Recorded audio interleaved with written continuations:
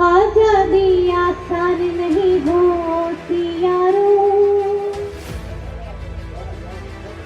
इसका ऊंचा मोल चुकाना पड़ता है। बुनियादों की दीवारों को हमें साधे, देशभक्ति का दीप जलाना पड़ता है। इसका ऊंचा मोल चुकाना पड़ता है। पहले प्यार था जो वो अब मिसअंडरस्टैंडिंग में बदल गया। एक दूसरे को समझाना बात मनवाना सा हो गया। बहुत सुंदर, बहुत बढ़िया। राजधानी लखनऊ के चारबाग स्थित बाल संग्रहालय में राज्य स्तरीय खादी प्रदर्शनी जीवन जागृति जन कल्याण समिति की ओर से कवि सम्मेलन का आयोजन किया गया। गजलकार डॉक्टर हरि फैजाबादी की अध्यक्षता व मशहूर कवित्री डॉक्टर श्वेता श्रीवास्तव के संयोजन में कार्यक्रम का आयोजन किया गया। बाबू सुंदर Singh institute of technology and management के चेयरमैन आनंद शेखर सिंह व वाइस चेयरपर्सन रीना सीर बतौर मुख्य अतिथि इस कार्यक्रम में शामिल हुए। वहीं नीर गोरखपुरी ने इस कार्यक्रम का संचालन किया। कार्यक्रम की शुरुआत पल्लिका श्रीवास्तव ने कथक नृत्य की प्रस्तुति देकर की, जिसके बाद डॉक्टर श्वेता श्रीवास्तव ने सरस्वती वंदना कर कवि सम्मेलन का आगाज किया। माँ मेरी मुझ पर जरा उपकार कर, ज्ञान की देवी मुझे तुम ज्ञान दो, लेखनी चलती रहे वरदान दो, ज्ञान का दीपक जले अंधियार में, सब सदा सुख में रहे संसार में, पाप माँ जो हो गए अनजाने में। देखिए कोरोना का टाइम चल रहा था, कितना विकट समय था ये। हम सभी अपने आराध्य को याद कर रहे थे और हम शायद चिंतन मनन भी कर रहे थे कि ऐसा हुआ ही क्यों। तो सुनिएगा ये लाइनें। पाप माँ जो हो गए अनजाने में, व्यर्थ की इन इच्छाओं को पाने में, कंठ में माँ आपका ही वास हो, सत्य लिखने पढ़ने का अभ्यास हो, आशीष दो माँ वीणा को झनकार कर, मात वीणा पारनी उद्धार कर, माँ मेरी मुझ पर जरा उपकार कर। बहुत धन्यवाद। डॉक्टर श्वेता श्रीवास्तव ने अपनी मधुर कविताओं के जरिए दर्शकों का दिल जीत लिया। वहीं इस मौके पर आए कई कविगणों ने अपनी मधुर कविताओं से समा लगातार बांधे रखा। क्या क्या सह रहा था, गलतियां दोनों की ही नहीं थी, सब सही करने की आस दोनों की रही थी। शायद मैं सही और तुम गलत की होड़ में सब छूट रहा था, शायद मैं सही और तुम गलत की होड़ में सब छूट रहा था, अनजाने में ही सही पर दोनों का दिल टूट रहा था। कहना बहुत कुछ था पर कुछ कह ना पाए, दिल में नाराजगी के बादल जो थे छाए। जिस दिन नाराजगी की बरसात हुई वो दिन था जब शायद प्यार से आखिरी बार बात हुई। दिल में प्यार तो था पर गुस्सा हावी हो रहा था। कविगणों ने अपनी कविताओं के माध्यम से लोगों को हंसाने के साथ ही कई सामाजिक समस्याओं को भी उजागर किया। कार्यक्रम में प्रमुख तौर से सौरभ श्रीवास्तव, विपिन मलिहाबादी, मंजुल मिश्र मंजर, रेणु द्विवेदी, श्रुति श्रीवास्तव, आशुतोष पांडे, सौरभ जायसवाल, रागिनी श्रीवास्तव आदि मौजूद रहे। इसके साथ ही राज्य स्तरीय खादी ग्रामोद्योग की तरफ से संग्रहालय परिसर में प्रदर्शनी भी लगाई गई। चलिए अब आपको इस कवि सम्मेलन के कुछ प्रमुख अंश दिखाते हैं। यहाँ पर मेरे पिताजी बैठे हुए हैं, मेरे सास ससुर भी बैठे हुए हैं पीछे। अगर वो इतना मुझे सपोर्ट नहीं करते तो मैं शायद यहाँ नहीं। मेरा बेटा है 12 साल का, वो भी आया हुआ है। मैं सभी को प्रणाम करती हूँ, सशक्त मंच को प्रणाम करती हूँ। यहाँ पे हमारे बहुत ही समृद्ध मंच पे ओज के कवि बैठे हुए हैं, सौरभ श्रीवास्तव जी। आज मैंने भी शायद कुछ प्रयास किया है लिखने का, कुछ त्रुटि हो तो क्षमा कीजिएगा। हमारे बीच में डॉक्टर हरी फैजाबादी जी हैं, मंजुल मंजर सर हैं, बहुत बड़े गीतकार हैं ये लोग। हम नवोदित अपने आप को समझते हैं। सुनिएगा, एक गीत मैं आप सभी के सामने प्रस्तुत करती हूँ। ये आज़ादी का गीत है, जो कि यहाँ पे खादी में लिखा हुआ है 75वां आज़ादी का अमृत महोत्सव। मैं उस दिन आई थी तो मैंने पढ़ा था, तो बस मन के भाव निकले हैं। इस गीत को बस यहाँ से आप सभी आशीर्वाद दीजिएगा, तो ये पूरे देश में ये गीत भ्रमण करेगा। एक बार जोरदार तालियां बजा दीजिए। आजादी आसान नहीं होती यारो, इसका ऊंचा मोल चुकाना पड़ता है। देखिए, हम भारत देश तो कब का ही आजाद हो गया है, लेकिन हम क्या अभी आजाद हुए हैं? ये एक चिंतन मनन का विषय है। सुनिएगा कि आजादी आसान नहीं होती यारो, इसका ऊंचा मोल चुकाना पड़ता है। बहरों को एक शोर सुनाना पड़ता है, दार तलक भी खुद ही जाना पड़ता है। दार का मतलब होता है फांसी। हमारे समृद्ध मंच पे लोग बैठे हुए हैं, वो समझते हैं, लेकिन हमारी यहाँ पे जनता बैठी है, उनको भी समझाना बहुत जरूरी है। आपके मन को यदि छुए तो अपने तालियों के माध्यम से मेरा उत्साह बढ़ाइएगा, मुझे आशीर्वाद और स्नेह दीजिएगा कि आजादी आसान नहीं होती यारो, इसका ऊंचा मोल चुकाना पड़ता है। बहरों को एक शोर सुनाना पड़ता है, दार तलक भी खुद ही जाना पड़ता है। अगला बंद आप सभी के सामने रख दिया है। आइए उनको यहाँ पे उतारते हैं और उनको हम याद करते हैं। सुनिएगा इस बंद में। देखो राजगुरु को, देखो भगत सिंह को, आजादी के मतवालों के सुपर किंग को। देखो राजगुरु को, देखो भगत सिंह को, आजादी के मतवालों के सुपर किंग को। अशफाकों को, सुखदेवों को, लालाओं को। उस समय की जो पीढ़ी थी, वो चाहे बच्चा हो, चाहे बूढ़ा हो, चाहे जवान हो, सभी अशफाक थे, सभी सुखदेव थे, सभी भगत थे। अशफाकों को, सुखदेवों को, लालाओं को, शेखर बिस्मिल और सुभाष की पीड़ाओं को। अरे जाने क्या क्या ख्वाब जलाना पड़ता है, इसका ऊंचा मोल चुकाना पड़ता है। अरे आजादी आसान नहीं होती यारो, इसका ऊंचा मोल चुकाना पड़ता है। अब आगे के बंद में वो मैं त्याग की बात कर रही हूँ, जो हमारे नेताओं कर चुके हैं, जो हमारे गांधी जी कर चुके हैं। सुनिएगा, 57 से 47 के अमर द्वंद को। शुरुआत तो वहीं से हुई थी, एक तरफ मंगल पांडे और एक तरफ झांसी की रानी। देखिए क्या अद्भुत दृश्य आप सभी के सामने है। 57 से 47 के अमर द्वंद को, दिनकर की कविताओं वाले मुख्य छंद को।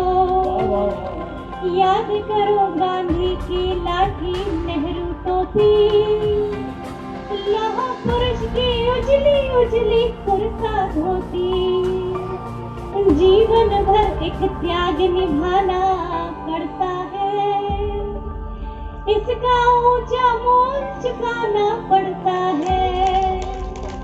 कि आजादी आसान नहीं होती यारो, इसका ऊंचा मोल चुकाना पड़ता है, बहरों को एक शोर सुनाना पड़ता है, दार तलक भी खुद ही जाना पड़ता है।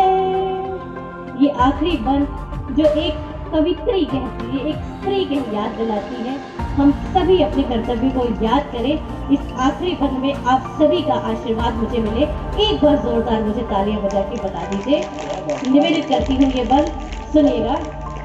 अब तक तो इस जाबाजों की कथा शेष है, अब तो जो हम कहते हैं बस वो विशेष है, अब तो बस इन जाबाजों की कथा शेष है, अब तो जो हम कहते हैं बस वो विशेष है, अब तो सारा भार रखा है अपने कांधे, बुनियादों की दीवारों को हम है साधे, देशभक्ति का दीप जलाना पड़ता है, इसका ऊंचा मोल चुकाना पड़ता है, ये आजादी आसान नहीं होती यारों, इसका ऊंचा मोल चुकाना पड़ता है।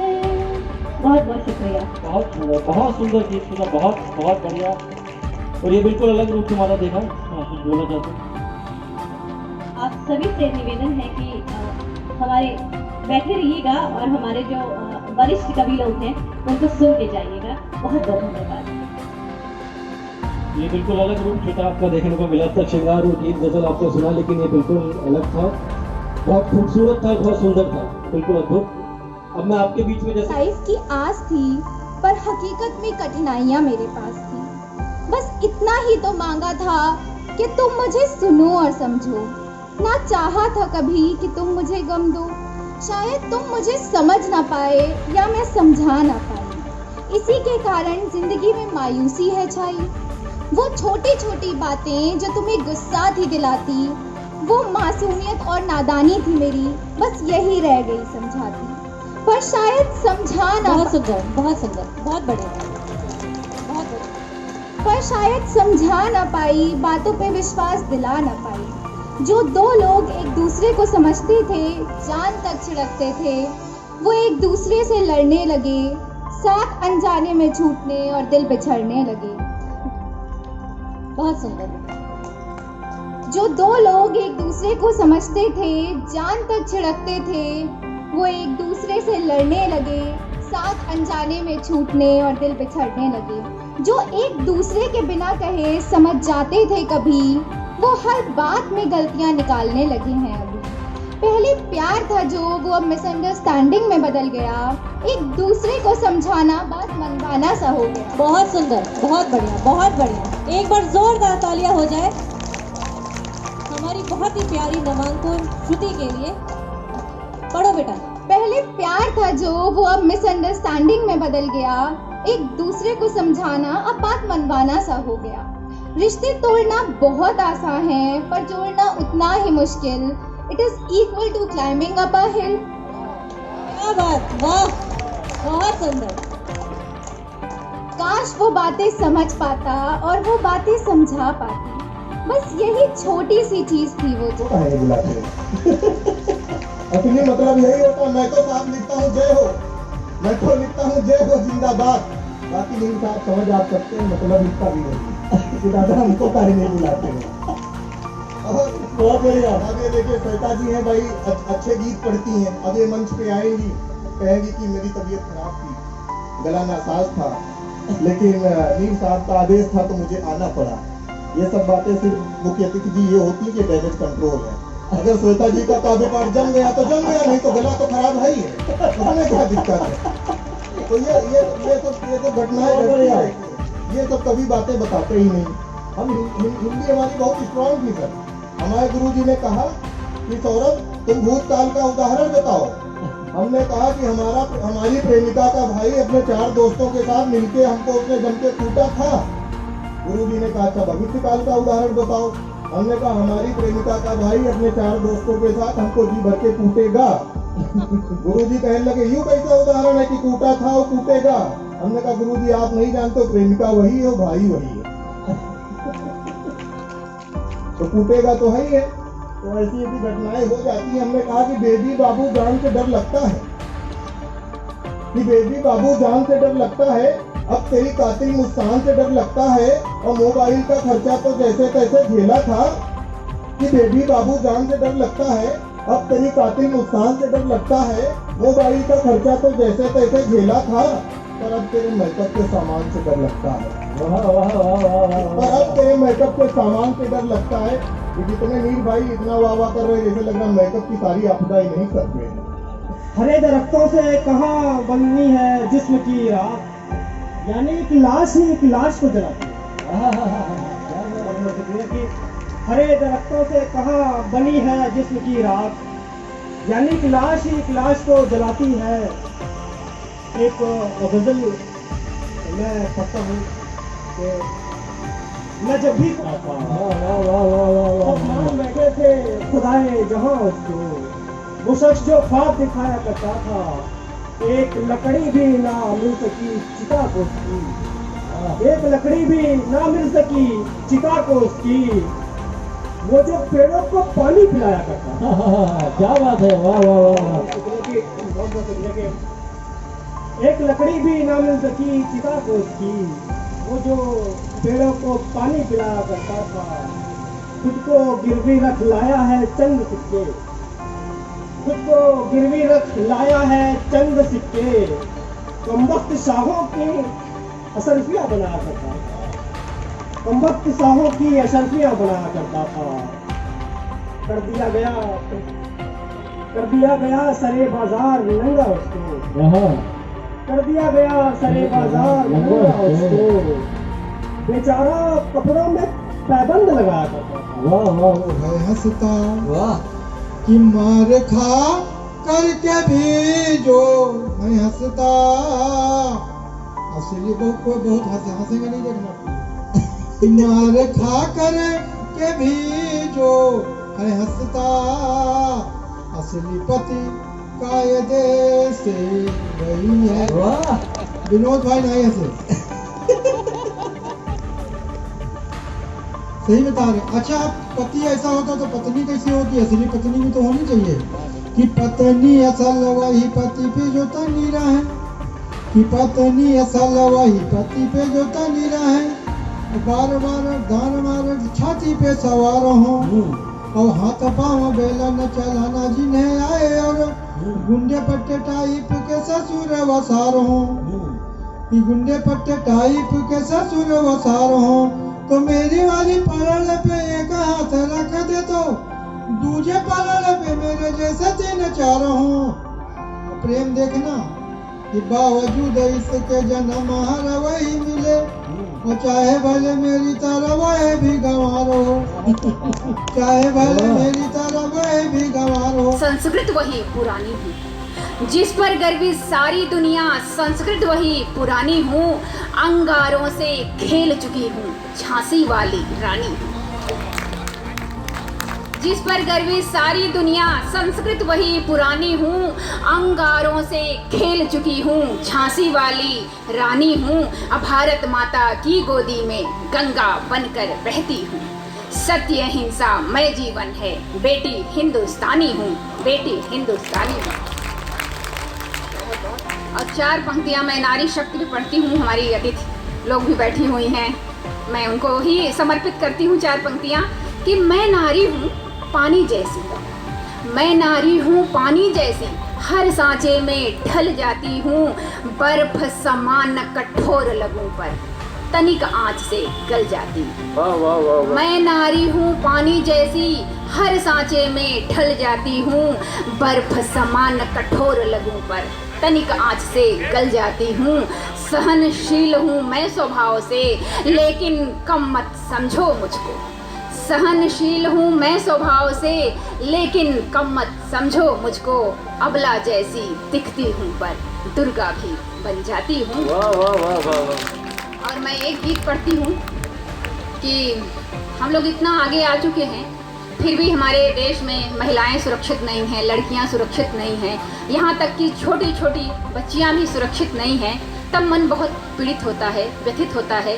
तब मेरे मन में जो भाव उत्पन्न होते हैं, आशा, निर्भया जैसी तमाम लड़कियां, बहुत सारी लड़कियां हैं, कुछ लोगों को हम सभी लोग जान जाते हैं, बहुत ऐसे हैं जो नहीं जान पाते। मैं उन्हीं सबों को ध्यान में रखते हुए मैंने ये गीत लिखा है, आप सभी तक पहुंचाने का प्रयत्न करती हूँ बातें। आप सभी लोग निर्भया और आशा का चित्र अपनी मन में रखिएगा। और मेरा गीत कि परियों के सुंदर पंखों को नोच रहे थे बाज, परियों के सुंदर पंखों को नोच रहे थे बाज, स्वप्न भयानक देखा मैंने उषा काल में आज। परियों, बहुत बहुत धन्यवाद। कि परियों के सुंदर पंखों को नोच रहे थे बाज, स्वप्न भयानक देखा मैंने उषा काल में आज। और अंतरा निवेदित करती हूँ कि देख दृश्य यह दानवता का, भूमि गगन थे मौन, इन गिद्धों से परियों को अब भला बचाए कौन। देख दृश्य यह दानवता का, भूमि गगन थे मौन, इन गिद्धों से परियों को अब भला बचाए कौन। घूम रहे बेखौफ भेड़िए, घूम रहे बेखौफ भेड़िए, थी कतरे में लाज, स्वप्न भयानक देखा मैं।